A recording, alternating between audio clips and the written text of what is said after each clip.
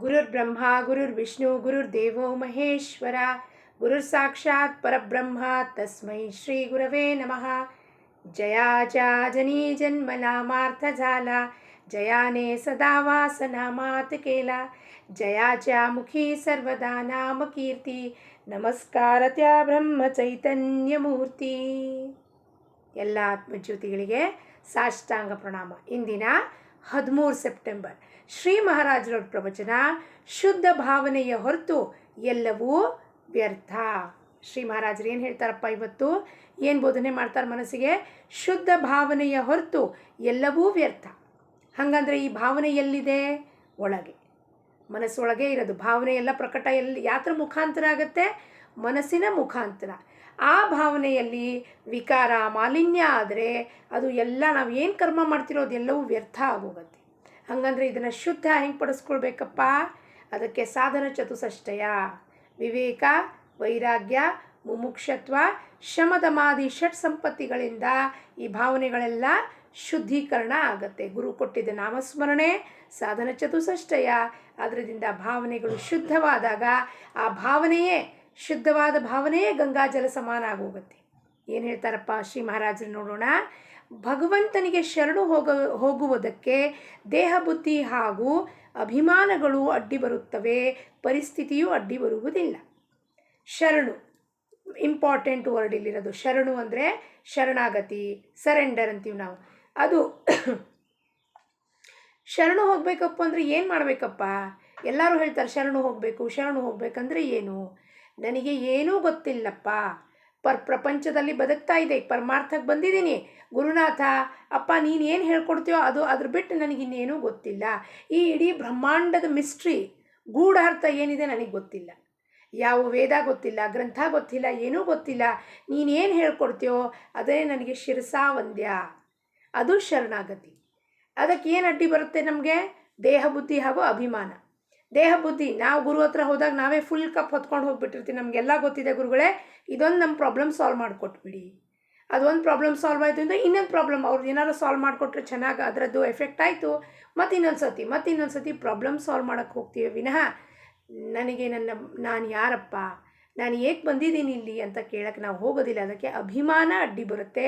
ಪರಿಸ್ಥಿತಿ ಅಲ್ಲ, ಸಿಚುವೇಶನ್ ಅಲ್ಲ. ನಮ್ಮ ಜೀವನದಲ್ಲಿ ಪರಿಸ್ಥಿತಿ ಇದೆ, ನಾವು ಬಡವರಾಗಿರ್ಬೋದು, ನಮ್ಮ ಹತ್ರ ದುಡ್ಡು ಇಲ್ಲದೆ ಇರ್ಬೋದು, ಶ್ರೀಮಂತರಿರ್ಬೋದು. ಪರಿಸ್ಥಿತಿ ಅಡ್ಡಿ ಬರೋದಿಲ್ಲ ಶರಣಾಗತಿ ಆಗೋಕ್ಕೆ. ಬಡವನಿಗೆ ದುಡ್ಡಿನ ಚಿಂತೆ, ಶ್ರೀಮಂತನಿಗೆ ದುಡ್ಡಿನ ಅಹಂಕಾರ. ಸೊ ಈ ಪರಿಸ್ಥಿತಿದಲ್ಲಿ ಅವನು ಹೆಂಗೆ ಶರಣು ಆಗೋಕ್ಕೆ ಸಾಧ್ಯ? ಆಗೋದಿಲ್ಲ. ಪರಿಸ್ಥಿತಿಯು ವ್ಯಸನಕ್ಕೆಲ್ಲ ಅಡ್ಡಿ ಬರುತ್ತದೆಯೇ? ವ್ಯಸನ ಇರುತ್ತೆ, ಚಟಗಳಿರ್ತಾವೆ. ಈಗ ನಮಗೆ ಸಾರಾಯ ಕುಡಿಯೋರಿಗೆ ಸಾರಾಯ ಚಟ, ಸಿಗರೇಟು, ತಂಬಾಕು, ಆಮೇಲೆ ವಿಷಯಾಸಕ್ತರಿಗೆ ವಿಷಯ ಮಾತಾಡ್ತಿರೋದು, ಅವ್ರದ್ದು ಇವ್ರದ್ದು ಮನೆಯದು ಮಾತು, ಅದು ಒಂದು ವ್ಯಸನ. ಅದು ಅವ್ರ ಮನೇದು ಏನಾಯಿತು, ಇವ್ರ ಮನೆ ಕತೆ ಏನಾಯಿತು ಅದನ್ನು ಕೇಳ್ಕೊಳ್ಳೋದು, ವಾಟ್ಸಪ್ಪಲ್ಲಿ ಇಲ್ಲಿ 10 ಜನಕ್ಕೆ ಸರ್ಕ್ಯುಲೇಟ್ ಮಾಡೋದು, ಮತ್ತು ಅವ್ರಿಗೆ ಬೋಧನೆ ಮಾಡೋದು, ಇದು ವಿಷಯ ವ್ಯಸನ. ಇದು ಬಾಕಿ ಸಾರಾಯ ಕುಡಿಯೋದು ಆ ವ್ಯಸನ ಅಂತ ಇದ್ದೇ ಇರುತ್ತೆ ಗಂಡಸರಿಗೆ. ಹೆಂಗಸರಿಗೆ ಏನಪ್ಪ ಅಂದರೆ ವಿಷಯ ವ್ಯಸನ. ಸೊ ಇದಕ್ಕೇನಾದ್ರು ಅಡ್ಡಿ ಬರುತ್ತಾ? ಪರಿಸ್ಥಿತಿ ಅಡ್ಡಿ ಬರುತ್ತಾ? ನಾವು ಬಡವರಿದ್ದವ್ರು ಗಾಸಿಪ್ ಮಾಡೋದಿಲ್ವಾ? ಶ್ರೀಮಂತರಿದ್ದವ್ರು ಗಾಸಿಪ್ ಮಾಡೋದಿಲ್ವಾ? ಎಲ್ಲರೂ ಮಾಡ್ತಾರೆ. ಅದಕ್ಕೆ ಪರಿಸ್ಥಿತಿ ಅಡ್ಡ ಬರುತ್ತಾ? ಅಭಿಮಾನ ಹೋಗಲು ಉಪಾಯವೇನೆಂದರೆ ಮಾಡಿದ್ದೆಲ್ಲವನ್ನು ಭಗವಂತನಿಗೆ ಅರ್ಪಿಸುವುದು. ನಾನು ಏನು ಮಾಡ್ತಿದ್ದೀನೋ ಕರ್ಮ ಅದೆಲ್ಲವೂ ರಾಮ ನಿನ್ನ ಇಚ್ಛೆಯಿಂದನೇ ನಡೀತಾ ಇರೋದಪ್ಪ ಅಂತ ಅವನಿಗೆ ಅರ್ಪಣ ಭಾವದಿಂದ ಅರ್ಪಣೆ ಮಾಡಬೇಕು.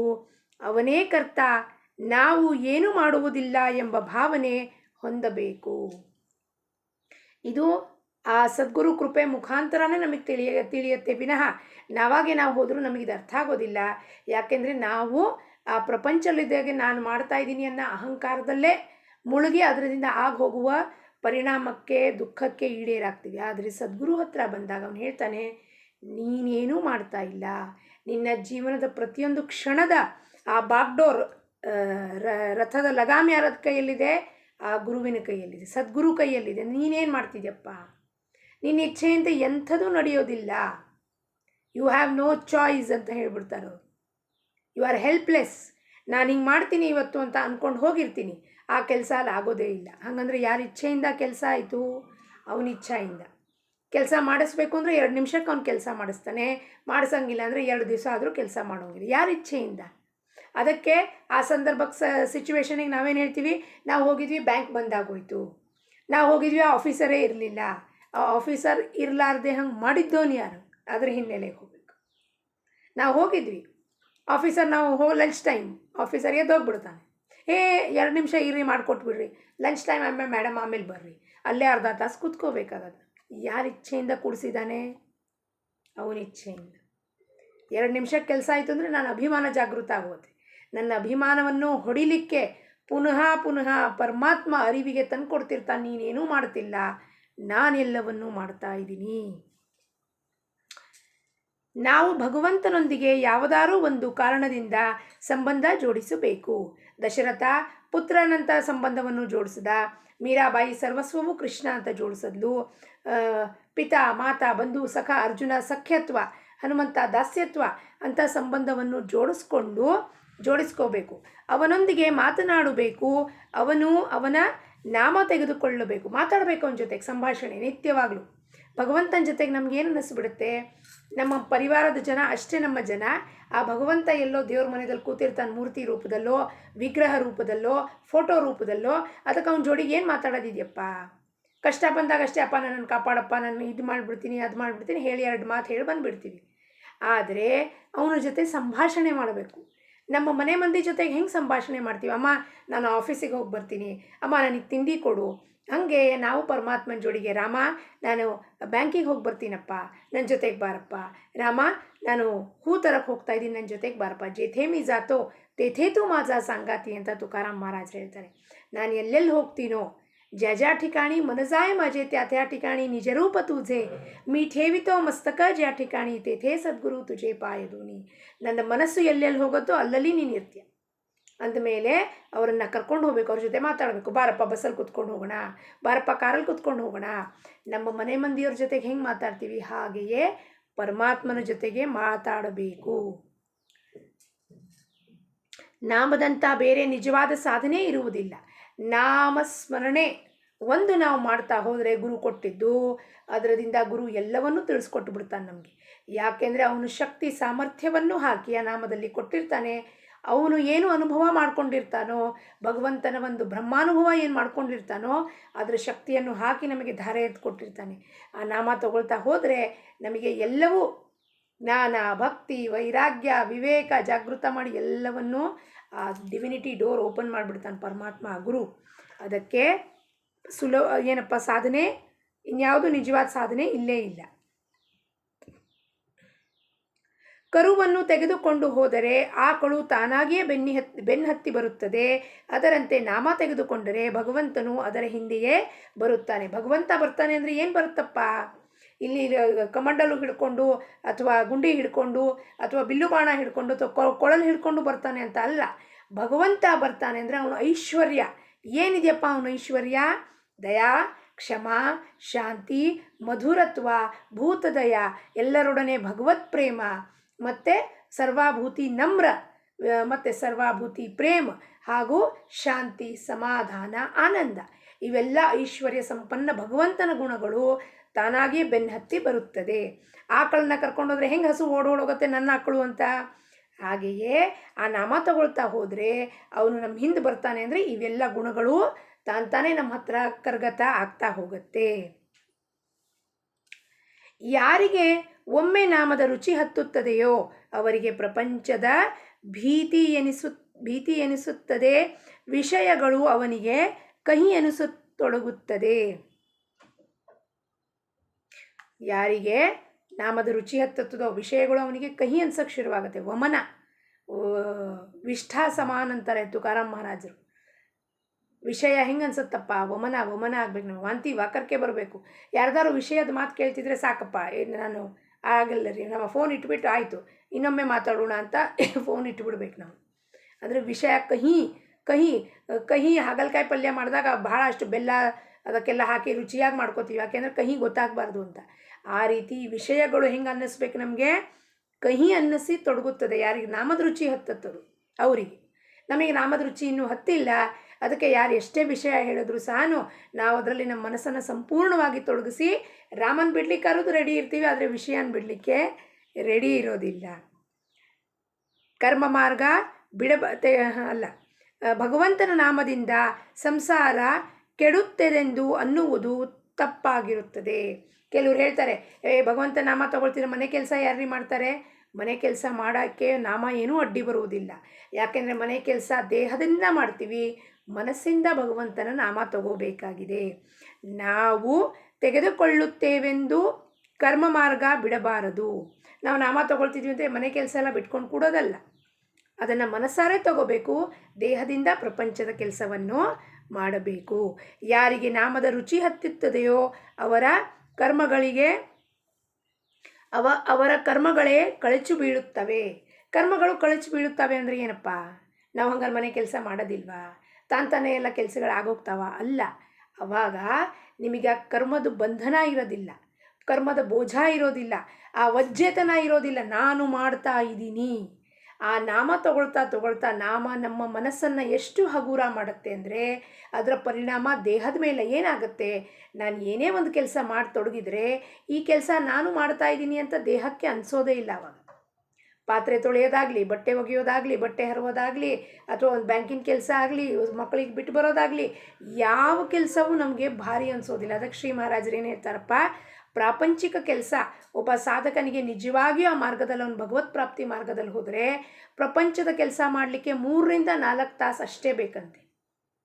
ಇನ್ನು ಮಲ್ಕೊಂಡಿದ್ದು 7-8 ಗಂಟೆ ಮಲ್ಕೊಳ್ಳೋಕೆ ತೆಗೆದುಬೇಡ, ಆಯಿತು, 4, 8, 12 ತಾಸು ಆಯಿತು. ಇನ್ನೂ 12 ತಾಸು ನಮಗೆ ಭಗವಂತ ಕೊಟ್ಟಿದ್ದಾನೆ. ಆ ಕೆಲಸಗಳನ್ನು ಮಾಡೋಕ್ಕೆ ಅಂದರೆ ಭಗವಂತನ ನಾಮ ತಗೊಳ್ಳಿಕ್ಕೆ ಅಷ್ಟು ಸಮಯ ಅವಕಾಶ ಮಾಡ್ಕೊಳ್ತೀವಿ. ಬೇಡ ಇನ್ನೂ 2 ತಾಸು, 10 ತಾಸು, ಮಕ್ಕಳು ಬರ್ತಾರೆ ಸ್ಕೂಲಿಂದ, ಓದಿಸ್ಬೇಕು, ಬರೆಸ್ಬೇಕು, ಬಿಟ್ಟು ಬರಬೇಕು, ಎಲ್ಲ ತೆಗೆದ್ರು 9 ತಾಸು ನಮ್ಮ ಕೈಯಲ್ಲಿ. ಏನು ಮಾಡ್ತೀವ? 9 ತಾಸನ್ನ ವ್ಯರ್ಥ ಹಾಳು ಮಾಡ್ತಾ ಇರ್ತೀವಿ.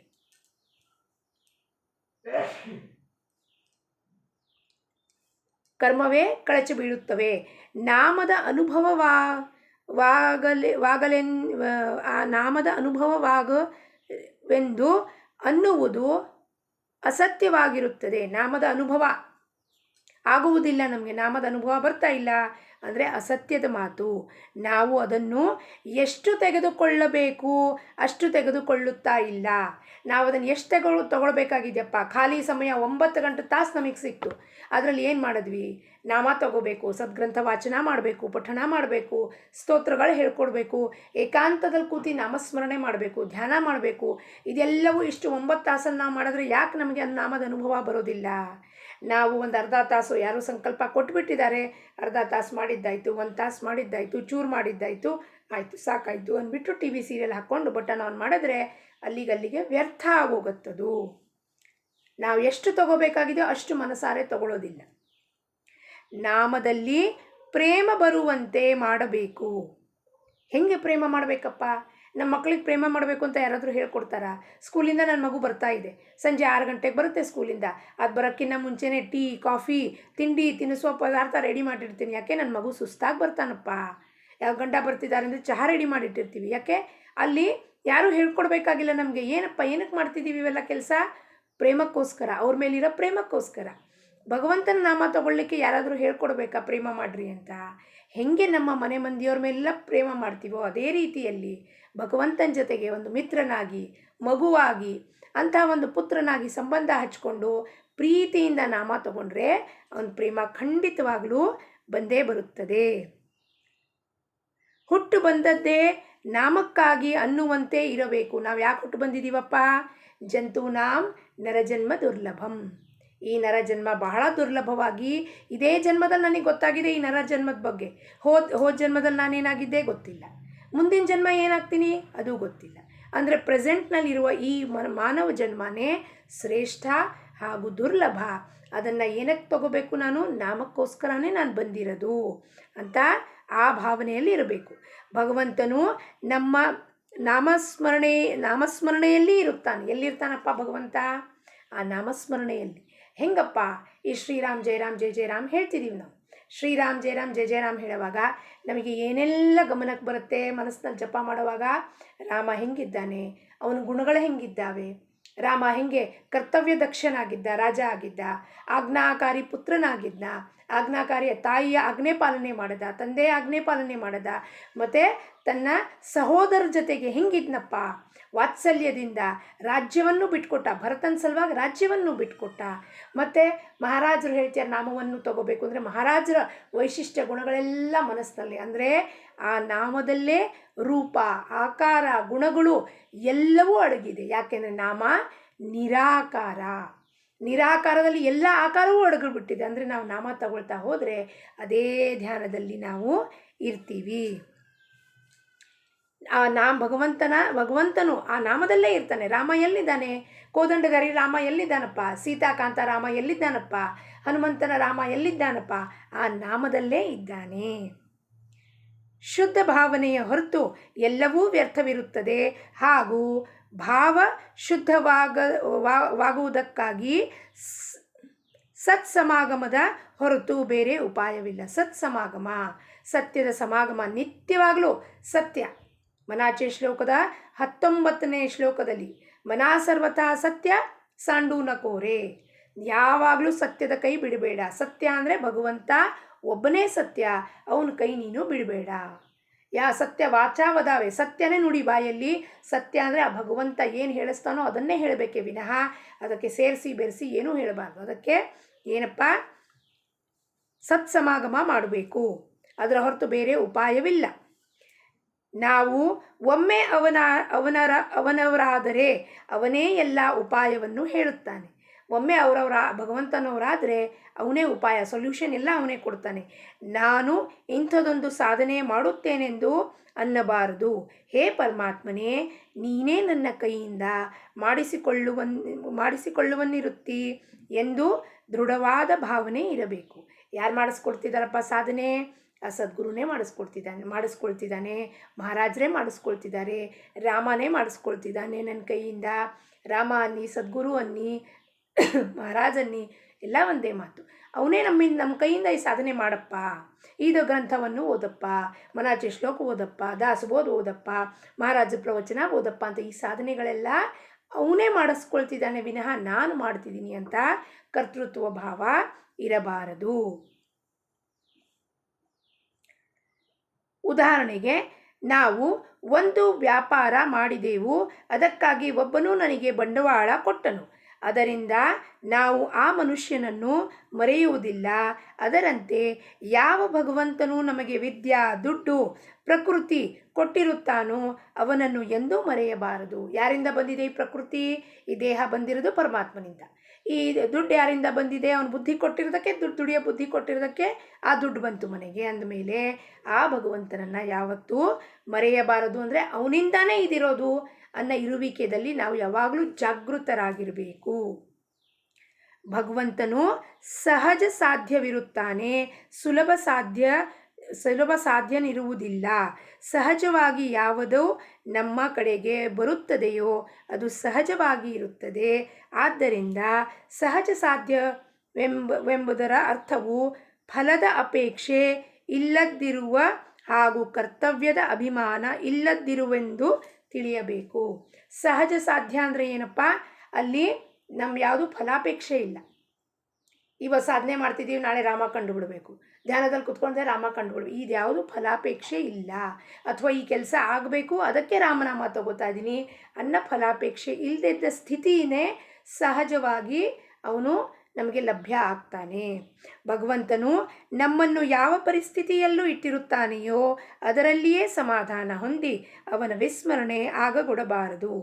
ಯಾರು ತನ್ನಿಂದ ದೂರನಿರುತ್ತಾನೆಯೋ ಅವನು ಭಗವಂತನಿಂದ ದೂರನಿರುತ್ತಾನೆ. ಅಂದರೆ ಏನಪ್ಪ? ತನ್ನಿಂದ ದೂರ ಅಂದರೆ ಅವನಿಗೆ ಭಗವಂತ ಎಲ್ಲಿದ್ದಾನೆ ಅದೇ ಗೊತ್ತಿಲ್ಲ. ಅಂದರೆ ಒಳಗಿದ್ದಾನೆ ಭಗವಂತ, ಅವನಿಂದ ದೂರ ಇರ್ತಾನೋ ಅವನು ಯಾವಾಗಲೂ ಆ ಇದರಿಂದ ಭಗವಂತನಿಂದ ದೂರ ಇರ್ತಾನೆ. ಅಂದರೆ ನನ್ನ ಸ್ವರೂಪ ನನಗೆ ಗೊತ್ತಿಲ್ಲ. ಪ್ರಪಂಚದಲ್ಲಿ ಉಪಾಧಿಗಳನ್ನು ಹಚ್ಕೊಂಡು ದೇಹ ಬುದ್ಧಿಯಿಂದ ನಾನು ಯಾರೋ ಇದ್ದೀನಿ ಅಂತ ಬದುಕ್ತಾ ಇದ್ದೀನಿ. ನನ್ನನ್ನು ನಾನು ಯಾರಪ್ಪ ಅಂತ ಗೊತ್ತಿಲ್ಲ. ಅಂದರೆ ಭಗವಂತ ಯಾರು ಅಂತ ಗೊತ್ತಾಗೋದಿಲ್ಲ. ಯಾರು ಬಾಹ್ಯ ದೃಷ್ಟಿಯಿಂದ ನೋಡುತ್ತಾರೋ ಅವರಿಗೆ ಭಗವಂತನು ದೂರವಿರುತ್ತಾನೆ. ಯಾರು ಅಂತರಂಗದಿಂದ ನೋಡುತ್ತಾರೋ ಅವರಿಗೆ ಸಮೀಪನಿರುತ್ತಾನೆ. ಬಾಹ್ಯ ದೃಷ್ಟಿಯಿಂದ ನಾವೆಲ್ಲಿ ನೋಡ್ತಿದ್ದೀವಿ? ಈಗ ದೇವ್ರ ಮನೆಯಲ್ಲಿ, ಫೋಟೋ ಅಲ್ಲಿ, ಮೂರ್ತಿಯಲ್ಲಿ, ತೀರ್ಥಾಟನೆಯಲ್ಲಿ ನೋಡ್ತಿದ್ದೀವಿ. ಆವಾಗ ಅವನು ಏನು ಮಾಡ್ತಾನಪ್ಪ? ದೂರ ಇರ್ತಾನೆ. ಅಂತರಂಗದಲ್ಲಿ ಇಲ್ಲೇ ಒಳಗೆ ಕೂತಿದ್ದಾನೆ ಪರಮಾತ್ಮ, ಮಹಾರಾಜರು ಇಲ್ಲೇ ಒಳಗೆ ಕೂತಿದ್ದಾರೆ ಅಂತ ನೋಡಿದ್ರೆ ಅವರು ಸಮೀಪವಾಗಿ ಇಲ್ಲೇ ಅವರ ಅನುಭವ ಬರುತ್ತೆ. ನಾವು ಮನುಷ್ಯ ಜನ್ಮ ಹೊಂದಿರುವುದೇ ಭಗವಂತನವರಾಗುವ ಲಕ್ಷಣವಾಗಿರುತ್ತದೆ. ಭೋಗ ಹಾಗೂ ದುಃಖಗಳಲ್ಲಿ ಸಮಯವನ್ನು ಕಳೆಯದೆ ಭಗವಂತನ ಕಡೆಗೆ ಲಕ್ಷ್ಯ ಕೊಡಬೇಕು. ಇದೇ ಜನ್ಮದಲ್ಲಿಯೇ ಸುವಿಚಾರ ಹಾಗೂ ಸದ್ಬುದ್ಧಿಯ ಭಗವಂತನನ್ನು ನಮ್ಮವನಾಗಿ ಮಾಡಿಕೊಳ್ಳುವುದೇ ನಮ್ಮ ನಿಜವಾದ ಕರ್ತವ್ಯವಿರುತ್ತದೆ. ಇದೇ ಜನ್ಮದಲ್ಲಿ ಸುವಿಚಾರದಿಂದ, ಸದ್ಬುದ್ಧಿಯಿಂದ, ವಿವೇಕದಿಂದ ನಾವು ಭಗವಂತನವನ್ನು ನಮ್ಮವನಾಗಿ ಮಾಡ್ಕೋಬೇಕು. ಅಂದರೆ ನಾವು ಅವನ ಸ್ವರೂಪವನ್ನು ಹೊಂದಬೇಕು. ಇದೇ ನಿಜವಾದ ಕರ್ತವ್ಯವಿರುತ್ತದೆ. ಇನ್ಯಾವ ಕರ್ತವ್ಯನೂ ಇಲ್ಲ ನಮ್ಮದು. ಇದಕ್ಕಾಗಿಯೇ ನಿರಂತರ ಅವನ ಧ್ಯಾನ ಮಾಡಬೇಕು ಹಾಗೂ ಮನಸ್ಸಿನಿಂದ ಭಗವಂತನ ಸಂಬಂಧವನ್ನು ಜೋಡಿಸ್ಕೋಬೇಕು. ಮತ್ತು ನಿರಂತರವಾಗಿ ಅಪ್ಪ ನೀನು ಬೇಕು ರಾಮ, ನಿನ್ನ ಹೊರತಾಗಿ ಇನ್ನೇನೂ ಬೇಕಾಗಿಲ್ಲ ಅಂತ ಧ್ಯಾನ ಮಾಡಬೇಕು. ಇದರಂಥ ಬೇರೆ ಸುಲಭ ಉಪಾಯ ಯಾವುದೂ ಇಲ್ಲ. ಇದಕ್ಕಿಂತ ಬೇರೆ ಸುಲಭ ಉಪಾಯ ಯಾವುದೂ ಇಲ್ಲ. ಏನು ಬಾಕಿದಕ್ಕೆಲ್ಲ ಕಷ್ಟಪಡಬೇಕಾದ, ಡಿಗ್ರಿ ಹಾಸಿಲ್ ಮಾಡಬೇಕು, ಅದು ಹಾಸಿಲ್ ಮಾಡಬೇಕು ಅಂದರೆ ಅದಕ್ಕೆಲ್ಲ ಓಡಬೇಕು, ಕಷ್ಟಪಡಬೇಕು. ಆದರೆ ಇದು ಸಹಜವಾಗಿ ಸುಲಭವಾಗಿ ಕೊಟ್ಟಿದ್ದಾನೆ. ಅವನನ್ನು ಪಡ್ಕೊಳ್ಳೋದು ಬಹಳ ಅತ್ಯಂತ ಸುಲಭ ಉಪಾಯ ಕೊಟ್ಟಿದ್ದಾನೆ. ಏನು? ಸದಾಕಾಲ ಅವನ ಧ್ಯಾನದಲ್ಲಿರೋದು. ನನ್ನ ನಿಜ ಕರ್ತವ್ಯ ಪ್ರಪಂಚಕ್ಕೆ ಬಂದು ಏನಪ್ಪ? ಭಗವತ್ ಪ್ರಾಪ್ತಿ ಮಾಡ್ಕೊಳ್ಳೋದು, ರಾಮನ ಪ್ರಾಪ್ತಿ ಮಾಡ್ಕೊಳ್ಳೋದು. ಇದಕ್ಕಿಂತ ಬೇರೆ ಯಾವ ಉಪಾಯವೂ ಇಲ್ಲ. ಇಂದಿನ ಬೋಧವಚನ, ನಿನ್ನ ನಾಮದಲ್ಲಿ ನನಗೆ ರುಚಿ ಕೊಡೆಂಬುದನ್ನೇ ಭಗವಂತನ ಹತ್ತಿರ ಕೇಳಬೇಕು. ನಿನ್ನ ನಾಮದಲ್ಲಿ ರುಚಿ ಕೊಡಪ್ಪ ಪರಮಾತ್ಮ. ಹೆಂಗೆ ನಮಗೆ ಪ್ರಪಂಚದ ವಿಷಯದಲ್ಲಿ ಹೆಂಗೆ ರುಚಿ ಇದೆಯೋ ಅದನ್ನು ಬಿಡೋಕ್ಕೂ ಆಗೋದಿಲ್ಲ ನಮಗೆ. ಅದೇ ರೀತಿಯಲ್ಲಿ ಪರಮಾತ್ಮ ಯಾವುದಾರೇ ಒಂದು ಸಂಬಂಧವನ್ನು ಹಚ್ಕೊಂಡು ಪರಮಾತ್ಮನ ಜೊತೆಗೆ ನಿನ್ನ ನಾಮದಲ್ಲಿ ನನಗೆ ರುಚಿ ಕೊಡಪ್ಪ, ಸದಾ ನನ್ನ ಮನಸ್ಸು ನಿನ್ನ ಪಾದದ ಅಡಿಯಲ್ಲಿರಲಪ್ಪ, ಸದ್ಗುರುನಾಥ ಕೊಟ್ಟಿರೋದು ನಾಮಸ್ಮರಣೆಯಲ್ಲಿ ನನ್ನ ಮನಸ್ಸು ತೊಡಗ್ಲಪ್ಪ ಅಂತ ಆ ಪರಮಾತ್ಮನನ್ನು ನಾವೆಲ್ಲರೂ ಸೇರಿ ಬೇಡ್ಕೊಳ್ಳೋಣ. ಜಾನಕಿ ಜೀವನ ಸ್ಮರಣ. ಜೈ ಜೈ ರಾಮ್.